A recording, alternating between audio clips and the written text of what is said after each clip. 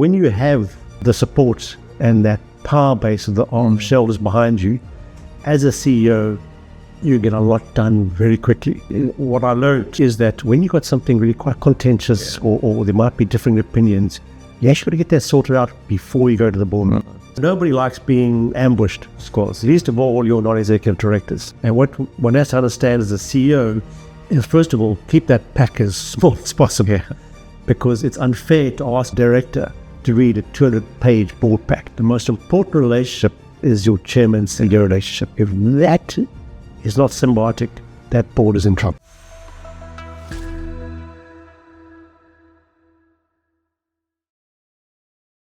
In today's episode, I would like to explore the dynamics among different stakeholders in a corporate structure.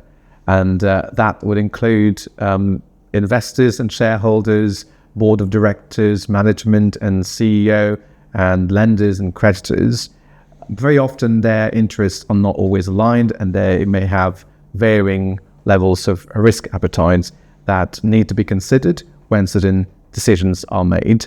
And it's in that sort of tension that those decisions need to be discussed and resolved. A lot of my work in disputes resolution arises from that sort of environment. And I have the pleasure today to be discussing those dynamics with Brett Childs, who is the chairman of Mauritius, an investment holding company. Brett, thank you very much for joining us on the podcast, and I'm looking forward to our conversation. Very shortly, Brett, I know you've come from a chartered accountant background. You transitioned into executive leadership, but also positions on the board of several portfolio companies, if I can say so, and investment holding companies with operations and activities in Mauritius, South Africa, and I think other parts of Africa as well. Perhaps you can tell us a bit about your experience and your career before we start the discussion today. Thanks, Bilshan. Yeah, sure. So as you mentioned, I am a chartered accountant, qualified many years ago, but it's gave me, I think, a fantastic base to move my career along. And I very quickly moved into investment, largely because at the time I was involved in regulation. I was actually part of Lloyd's in London, and that taught me a lot about the regulatory environment. And what I don't like about working in such a tightly controlled regulatory environment. And so moved into investment and private equity, which, again, going back a number of years, was quite a loose environment, and you were able to have a bit of freedom as to how you went about making your investments. Came to Mauritius 25 years ago with my investment company at the time, and ever since then, been very fortunate to get involved in investments on boards in the executive role, listing companies, and also on boards in a non-executive role, where I've had no skin in the game other than just being an independent non-executive director. And not only, as I mentioned earlier, starting out in the insurance environment and then going into the private equity investment holding environment, I've also been fortunate enough to actually be a director on institutions which are in the banking environment, which is a very different environment to what I'm normally used to. Yeah, that's very interesting, and looking forward to our discussion, especially in a context where, as you know, Mauritius is very commonly used as a jurisdiction to structure investment holding companies with activities elsewhere, especially in several parts of Africa. And you've got, your experience is spot on in that area. Yes. And one of the companies in which you were involved was BrainWorks. BrainWorks, and you were the CEO of BrainWorks from 2017 to 2019, if I'm not mistaken. And BrainWorks is an investment holding company. From what I've read at the time that you were appointed, it was with a specific strategy in mind. I don't know if the strategy came before or after your appointment, but it was the reduction of debt through major restructuring, including the divestment of certain portfolio companies, I think in the financial services sector, and to focus on the core value generating companies within the investment portfolio of BrainWorks. That sounds like a major decision, and I thought we could start our conversation delving a little bit into how typically those decisions are reached. Is that something that's brought to the table by the management, led by the CEO, who then brings it for discussion to the board? Or is that sort of decision that is typically discussed first at board level, and then you bring in the management to implement that strategy? Okay, yeah. So I'm still involved with BrainWorks. Right. Today we call it Arden, and over the years since 2017, it's changed greatly or slightly, depending on how you look at it. And so one of the things, the reason I was brought into that company was actually to sort out its balance sheet. Right. As sometimes investment companies do, they overextend themselves. Get too excited about all the sweets in the jar and keep buying them, and burn through the shareholder investment and then start taking debt. Unfortunately, generally secured by an asset which is not really liquid or cash yielding, and that creates, and then they get into trouble. So I was brought in to sort the balance sheet out, and that was mainly having to deal with the debt providers within a very tight straitjacket, because my investors were not prepared to put any more cash in. And so the only way to deal with those debt providers actually was to start selling assets. Yeah. And we went on a 2-year journey of actually exiting a number of assets to repay back the debt providers. So in that instance, I was put in place by the controlling shareholders. So as a CEO, it makes your life a lot easier when you've got 50 plus 1% or more behind you, of course. So consequently, I drove the agenda in the board, because I knew, to be blunt, that if the non-executive directors didn't agree with me, I would go to my shareholders and ask them to remove the directors and let's move on. So that's a very different scenario. So when you have the support and that power base of the shareholders behind you, as a CEO, you get a lot done very quickly. And in that instance, that's what we needed. We needed to move very quickly. The banks were banging on our door. We had breached, mandates. We really were running hard to settle down the banks. And you spend your life talking to the banks, keep them on side, every day explaining to them what you're doing. But I knew that I didn't have to do it to my board. I had my shareholder support. And so the board bought into the strategy of unbundling, exiting the assets, simply because that's what the major shareholder want. And when you're a non-executive director, whilst you have to look after all your stakeholders, you actually, the one person you really look after is the person who put the cash in. Absolutely, So in that circumstance, it was quite straightforward running an agenda. But I wonder whether there are examples in your career where you've had to convince the board to align with the strategy. I understand in the situation in the example you gave for BrainWorks at the time, you had the support of the majority of shareholders, so you were in a position where you had a bit more say in on the board than the other directors who knew that they would have to align with that strategy and decision.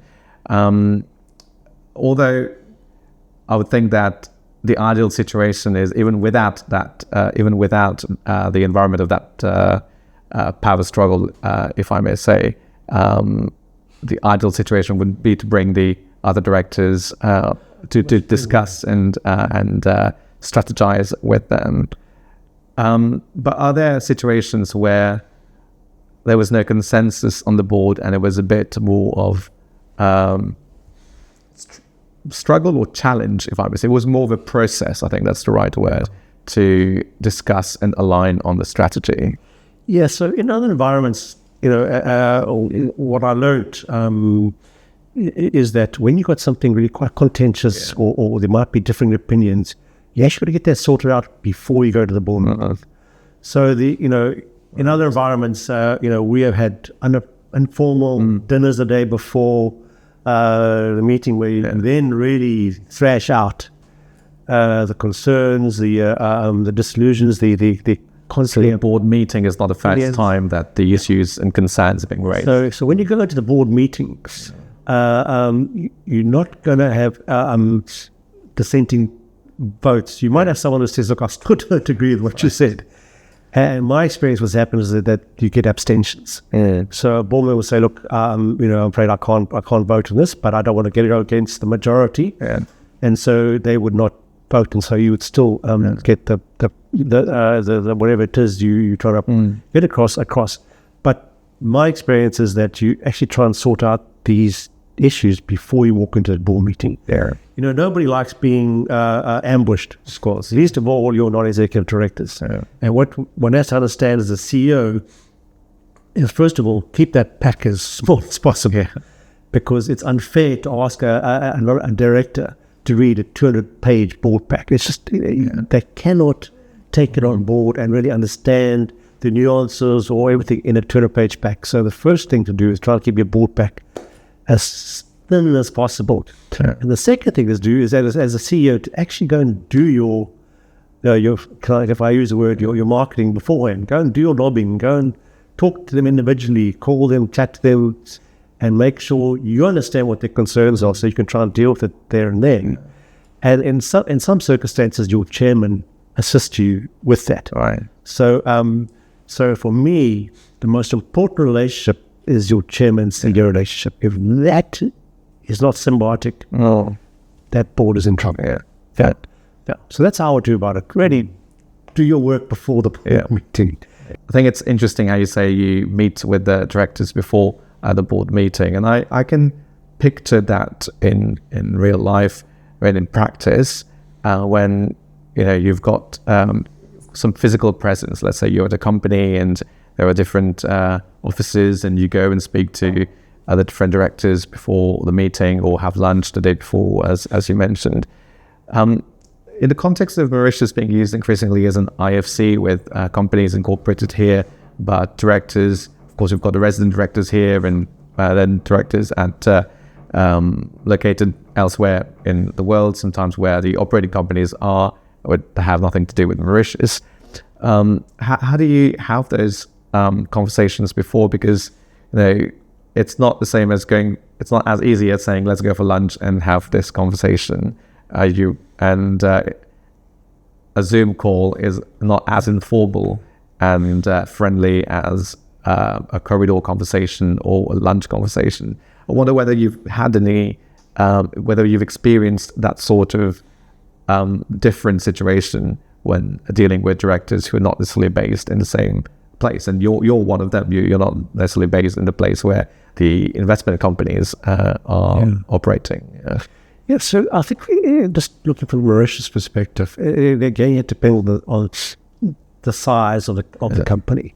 So majority of companies doing business from Mauritius are GBCs or SMEs. And so you'll have two resident directors who, dare I say, really don't know much about the business. And the real sort of knowledge set and drivers coming from the owners of that GBC one. So I won't talk to those because they're so different. But in an environment where you're talking about a fairly large institution, in my experience, we insist that they come to Mauritius. And we insist that they spend 2 nights in Mauritius.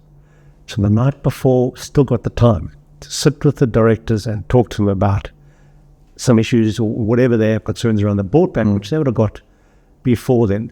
So in answer to your question, in my experience, I still get that opportunity. But, I think about a large institution. In the small SMEs,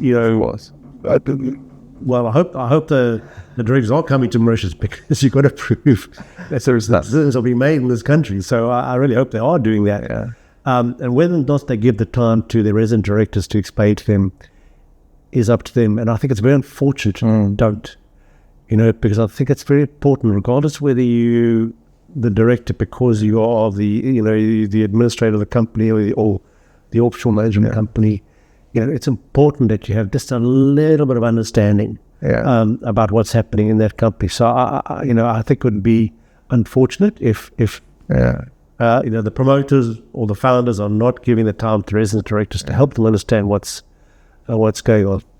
But Mauritius jurisdiction, with the entities I'm involved in, the directors get on the bus, come to Mauritius, because we've got to make sure for PE rules we are making the decisions in Mauritius. And so, in my experience, I still have that ability to meet face to face.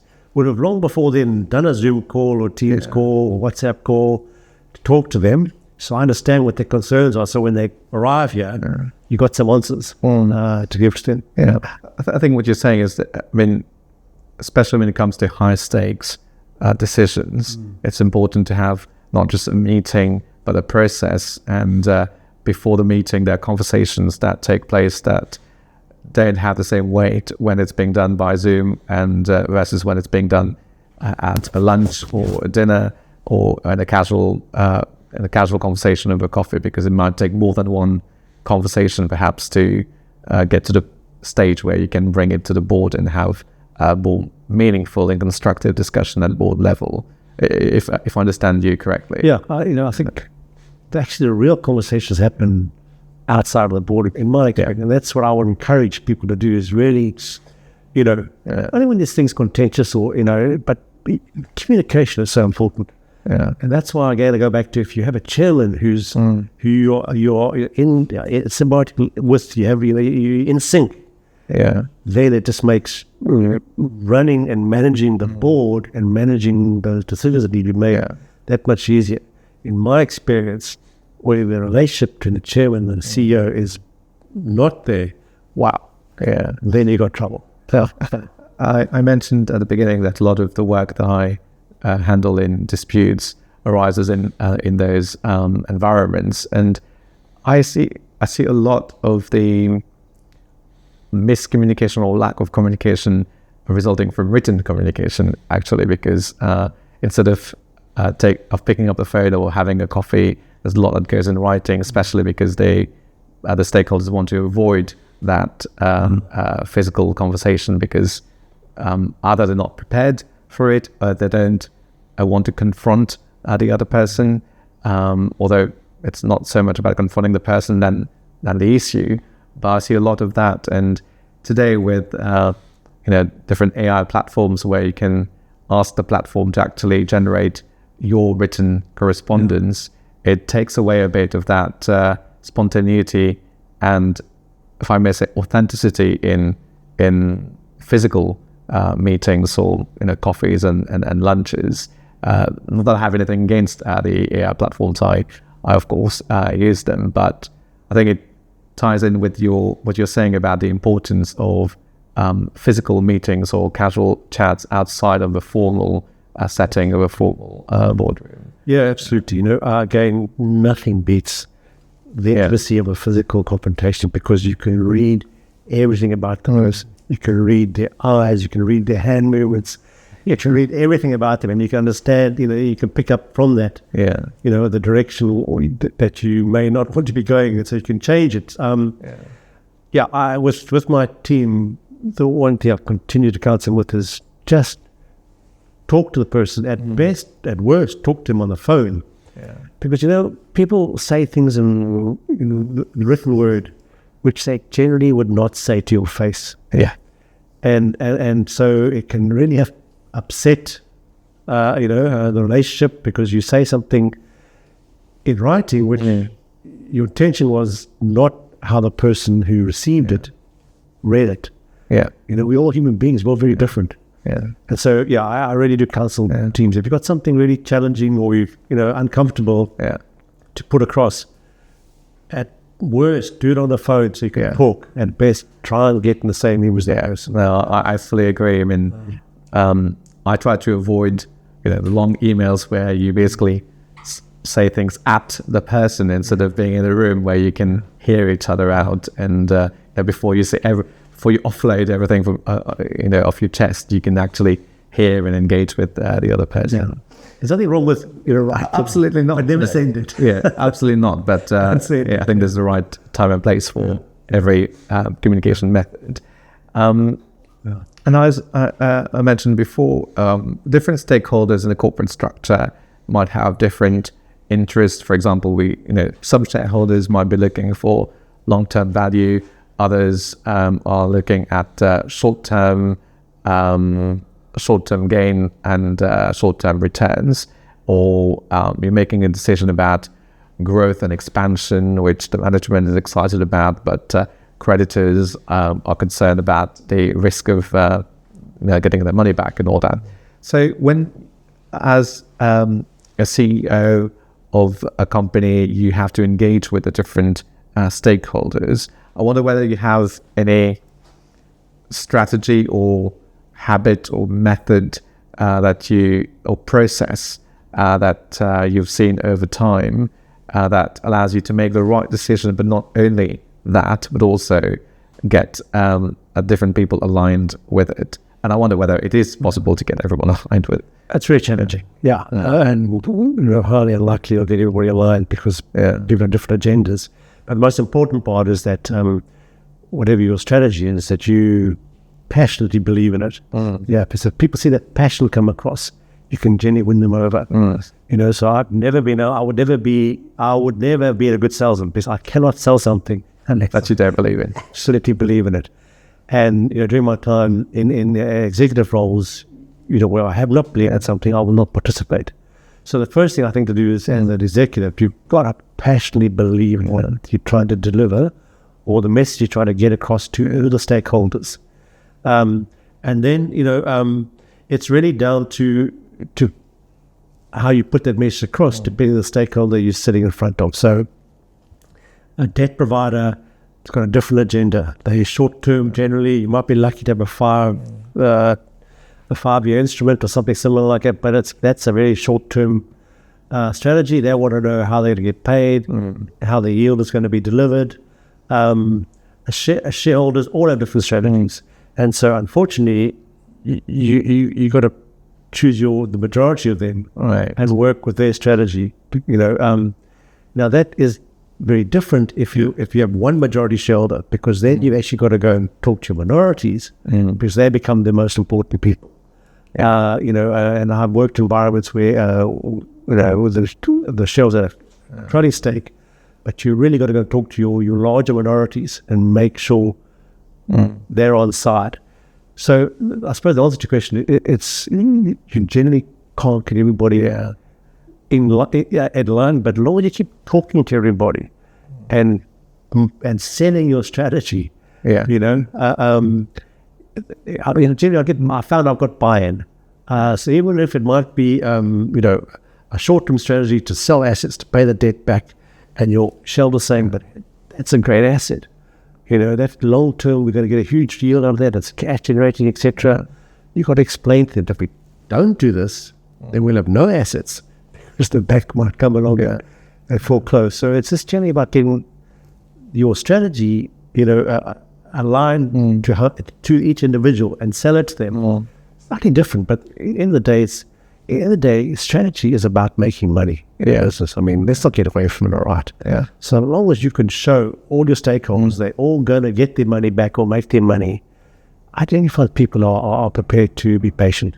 One question I had in mind was, is there an advantage of consulting with the different stakeholders at an early stage, and more particularly if, for example, as a CEO, there's a strategy that needs to be discussed and validated by the board, but that requires either the approval or the participation of creditors and shareholders, and you've got access to these parties. Would you generally go to the board first and tell them, well, after we discuss and reach a decision, we then need to engage with the interested parties, or would it be of any benefit to reach out to everyone simultaneously before a decision is reached and get everyone almost in a participation stage before then a decision is finally reached at board level? Yeah, it's unfortunately sort of easy answer to give because every situation is so different. But but my belief is that you've got to keep your message on message, very much a rifle shot as opposed to a shotgun approach. And so it's not really consulting. Personally, that's not the way of thinking. I know I've got a bank who I may owe millions. I know I've breached the covenants. I'm not going to bother my board. I'm going to go and just try and keep that bank to stay with me until I sort it out. Of course, I'm going to tell my board, but I'm not going to ask my board for direction because I know what I've got to do. I've got to sort the bank out. Right. And so I will just do it, and I'll inform the board at the quarterly meetings. So it's really down to, again, as the CEO, it's your responsibility. You can't keep running back, in my view, to consultants and board members and ask them to sign up. And nothing irks me to this day and age as a non-exec director. But I keep getting resolutions to sign, to approve, opening a bank account or, and I'm saying that's not my job. That is the CEO's job. If the CEO can't make that decision, that's the door. Right. So I think, that's... As long as it's empowered by the board to make that, or, the range of decisions that we like. Get back to governance here. So as a company, you should have governance structures. And that governance structure should say the CEO has this authority up to this level. Maybe it's a financial quantum or whatever, but don't darken the board's doorstep because you have that authority under your governance structure. And I have done it. If a CEO comes to me and he had the authority to do it, he can't. Yes, I know that this company's going to go nowhere if you don't have decision makers. And the philosophy always is a bad decision is better than no decision. Really. A bad decision you can fix. If you don't make a decision, you just, off to them.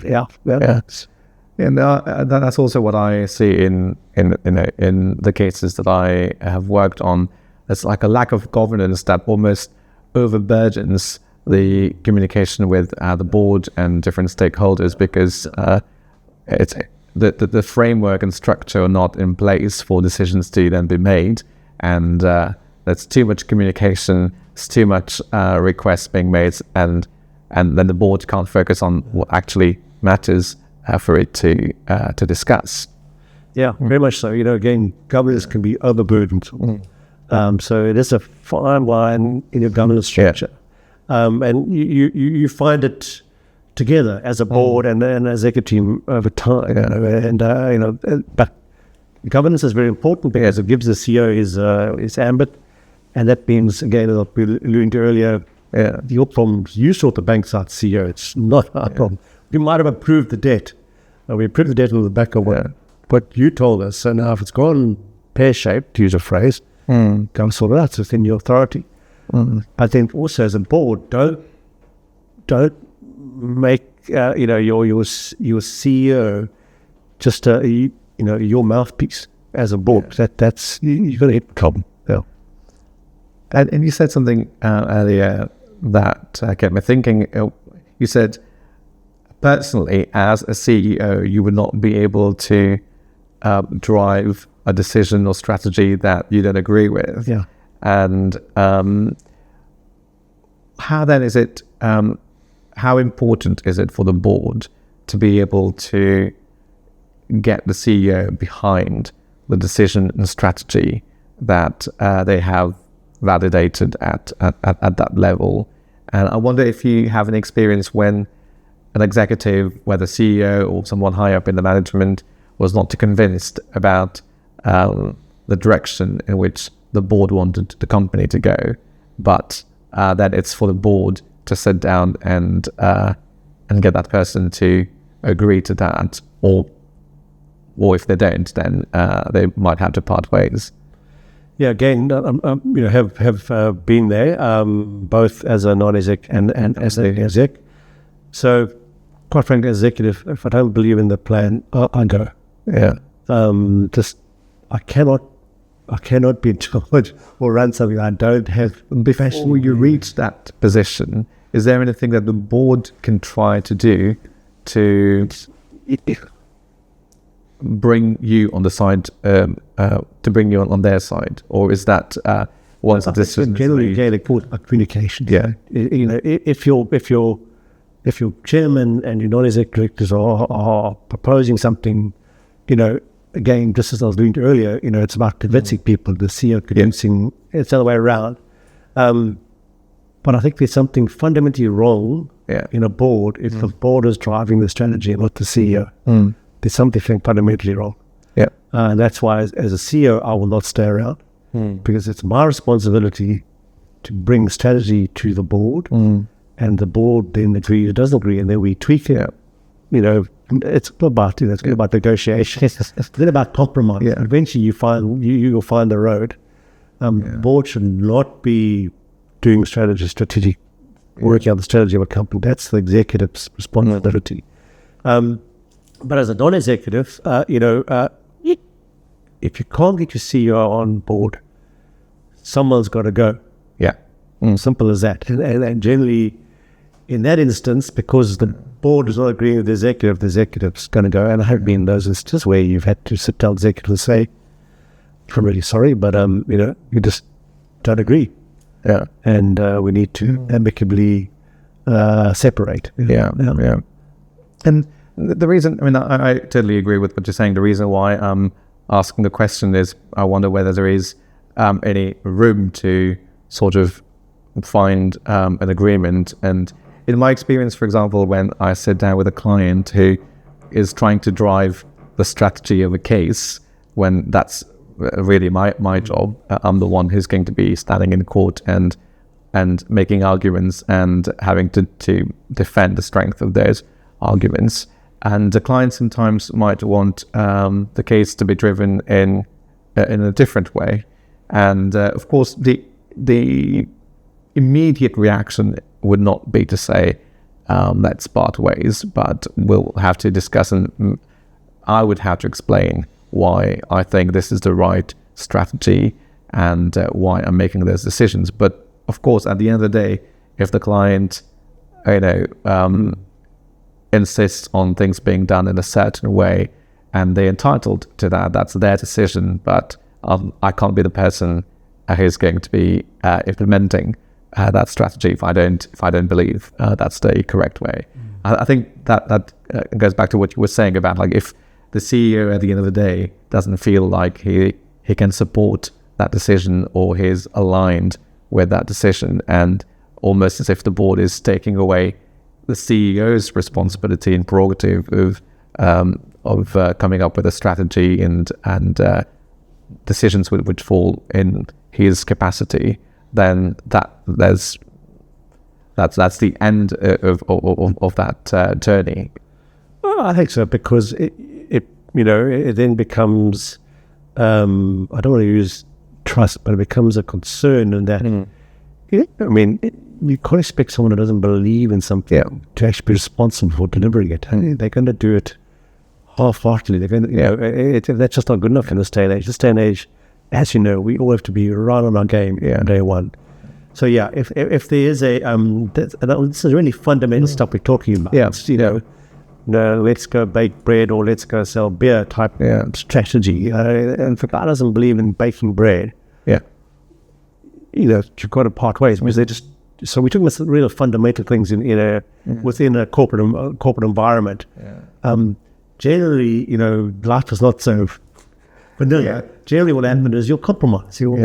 Let's bake beer bread. Is also to use that example. But life is all about compromise, and there has to be a point where either the board or the CEO are not. There may be a point, let me say, where they may not be willing to compromise beyond a point. But we all, human beings are an amazing creature, that we have the ability to, to debate, and come negotiate and come to something which is a win-win for both parties. And I think generally in board meetings, you always get to that environment. There are certain instances where, in my experience, it hasn't happened.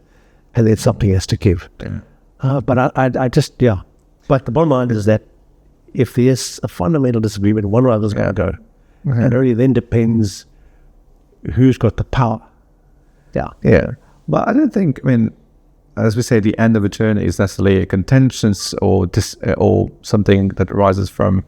I don't think there's many bad blood that is left there, because I think what's important in communication is also to know how and when to end a conversation. And if you've tried everything and the conversation is just going into different directions from the different parties, then the common sense would be it's in everyone's advantage, to everyone's benefit, to end the conversation there. Yeah, and again, what I've experienced is that, if you have a good chairman, if you manage that's all right. And so there'd be instances where the chairman's like, okay, let's just call time on this discussion. Yes. And I'll take it outside. I'll sit with the CEO or with the independent NEDs, whoever's having whoever's not prepared to come to the other side, and we'll debate outside this meeting, because, board meetings, again, have to be short and sweet. Yeah. Otherwise, otherwise they're a waste of time. Yeah. Really. On that note, how long do you think a board meeting should last at the maximum? Maximum 3 hours. 3 hours. 2 hours, yeah. Hell.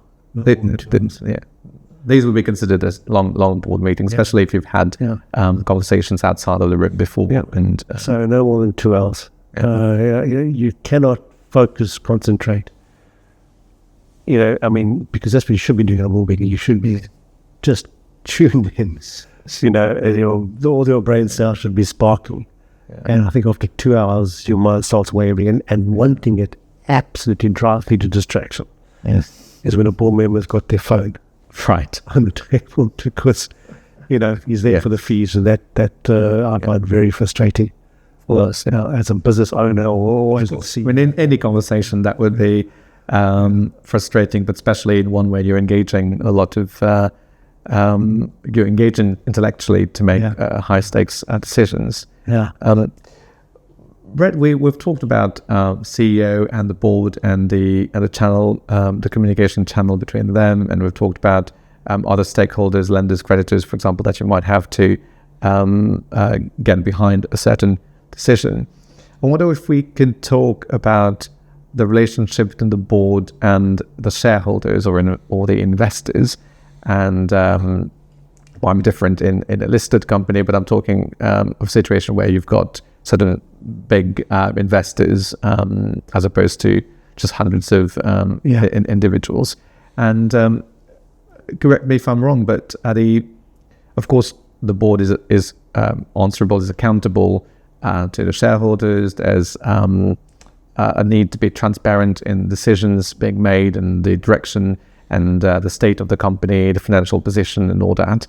And for example, at shareholders meetings where decisions of the management or of the board are being questioned and concerns raised by shareholders, do you have any experience of or specific examples where the board has had to maintain confidence of shareholders, but that and addressing the concerns of the shareholders in a respectful way without discarding their views, of course, but while justifying in a way to maintain their confidence in the management?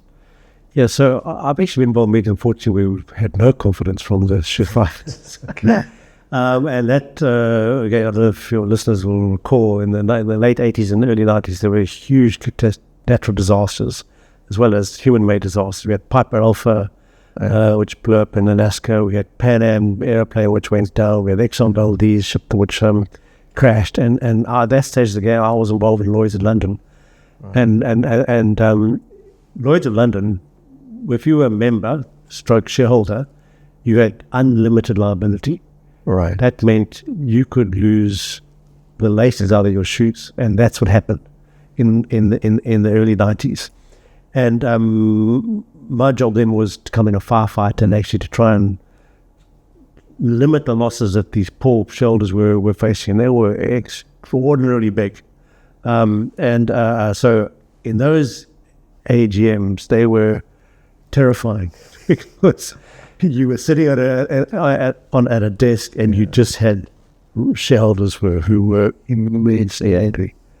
I understand it because they literally lost everything. Yeah.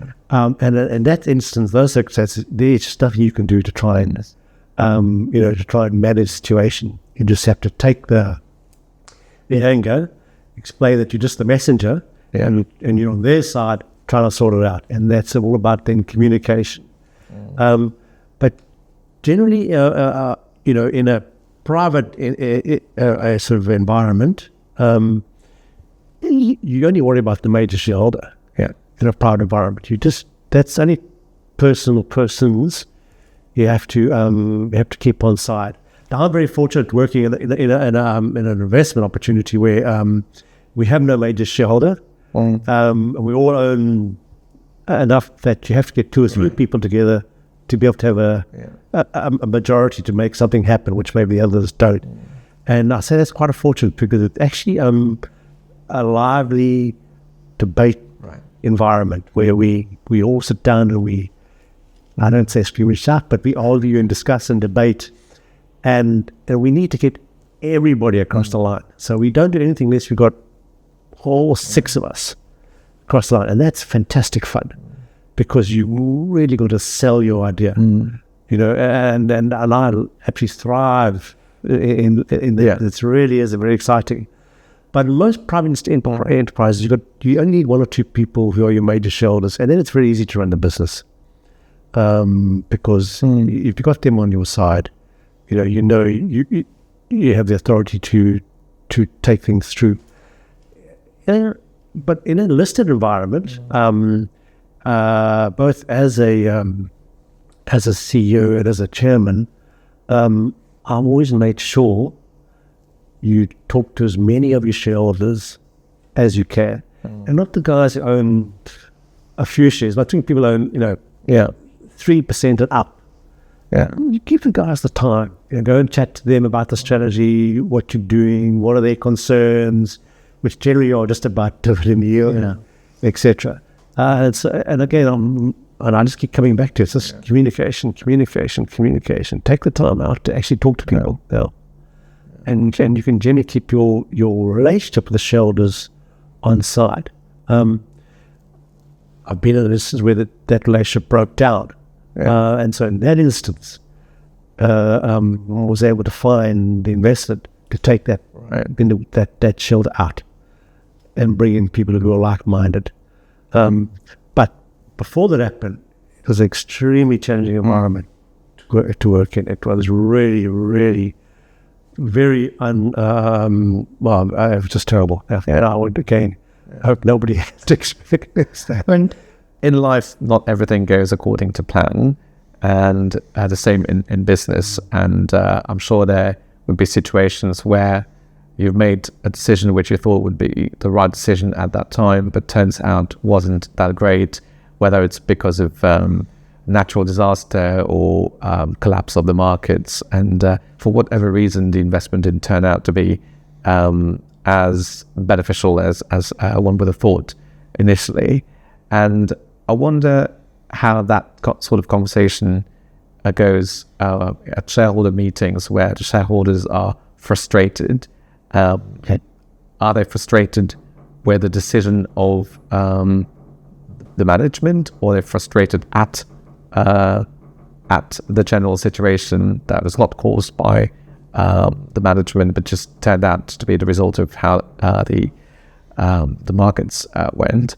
And I wonder how that meeting between shareholders and the management, how conversation flows in that meeting.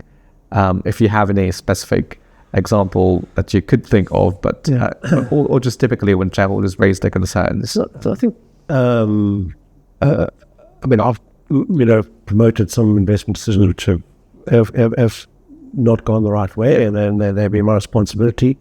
I've been very fortunate to working with other investors who understand nothing always goes according to plan in life, and you win some and you lose some, and that's and we've got through those investors. I'm smiling because it was fascinating. One occasion, I'd promoted a wrong investment. We'd taken it, realized it was going pear-shaped, and we exited on a Friday, and on the Monday it crashed. So and we exited at a loss, as it is.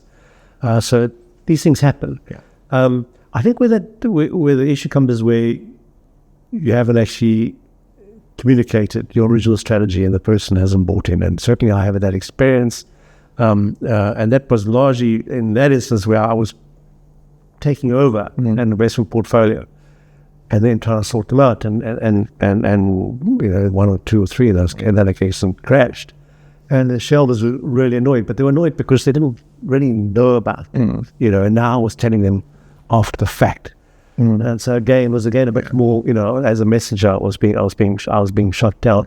So the main thing about, preparing for that event where your investment or the strategy you put in place fails is to actually have backup. Right. So whilst I'm, as you know, a huge advocate of personal one-on-one verbal communication, when you walk out of that meeting, if it's not a board meeting, because then you know it's minuted, make sure you write it down and send it to the participants. Say, this is what we discussed. Right. This is what was agreed. This is what I'm doing. Right. And because human nature, we always love to blame someone else besides ourselves for decisions for something that doesn't go right. Yeah. And so it is, in a larger environment, it is important to actually have that written history. And so again, one of my strategies is one of my things I do is I have the verbal communication, because I'm a great believer in that, but I'll go back to my desk and I'll send an email saying, this is what we decided. Yeah. This is what we discussed. This is what I discerned. This is what I'm doing. And then you can generally bring that out in front of the shareholder and say, we were there together. Yeah. And that kind of can allay some of the unpleasantness. Yeah. That happens. But Bilshan, it's all down to trust. If your shareholder trusts you, they'll understand the right reasons, the right reasons, the wrong decision was made. Let's just move on. I think it comes back to perhaps managing expectations and making sure that the shareholders understand and are reminded of what was agreed and what direction the company is going, what the risks are, and that there's no promise made about the outcome of a certain decision, that they understand the risks involved and be reminded of that, so that it's not when things go sour that they then decide that someone is to be blamed and they were misled. I think that's what it comes to. Yeah, because it's kind of a listed environment that you get that friction, because in one instance,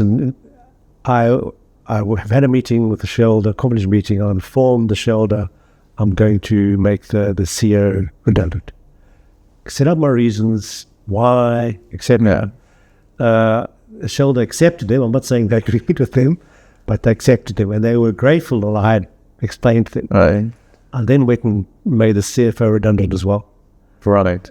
Boy, were they upset. And that was my fault. Because at the time I wasn't considering that, but subsequently to that I discovered something which I had to act on. But I learned a lesson there. I should have gone back to the shareholders and said, guys, in addition to that, this is what I'm doing, Lita Marine. So, making sure they really upset that I hadn't, because I said, Brett, you sat in front of me, you never told me. Yeah. And it's this, I kept saying, but I hadn't made that decision at that point in time. But, did they believe me? I'm not sure. So, yeah. No, I understand what you're saying, because sometimes you make the decisions in the moment and you've got perhaps a window, the time-sensitive decisions to make, or you're just so busy with different things going on, and it just slipped your mind to inform a certain person, and you think that you raise there, because people are so busy, and you've got to be careful there. Yeah, because you're going to slip up, not intentionally, but so with the team, what I always say to them, you've got to surround yourself with some really clever people, because otherwise you go to fall. You cannot take on everything as a CEO and remember and do everything. You've got to have people around you who at the very least are going to tap you on the shoulder and say, what about this? Yeah. Otherwise, exactly what happened and what I've explained to you happened to me, and what you share with it can happen, and that can have cataclysmic.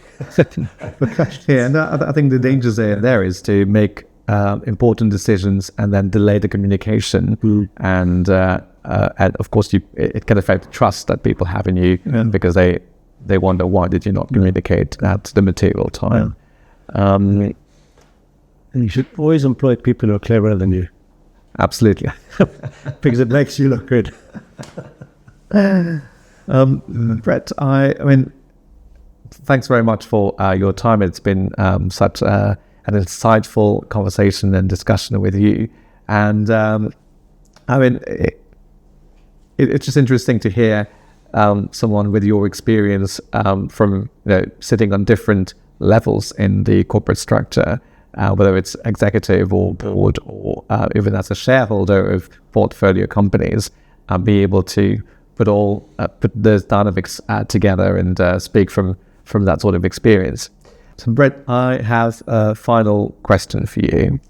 And in your vast experience, what is more difficult? Is it to get the right decision or to get people behind that decision? So the most difficult part is charity of people behind what I believe is the right decision. Yeah. So it may not be the correct decisions, because there's a difference between being correct and being right. Yeah. So correct, again, is don't break the law. Yeah. Do not break the law. That is the correct decision. But the right decision may be bend the law a little bit, because it's actually in the best interest of everybody.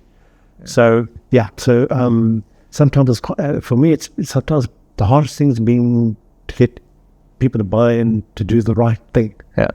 Yeah. So I think a bigger part of leadership is the communication strategy and skill, and not simply the decision making part of it. Yeah. So again, your top executive in this world, that we can talk about, guys right up there with Apple and Microsoft and Amazon, the people I'm talking about. You look at them, they were salesmen.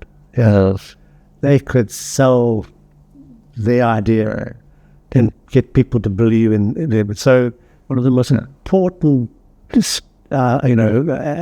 things to have within a CEO or anybody, chairman, you've got to be able to sell yourself. We're all salesmen. Absolutely. At the end of the day.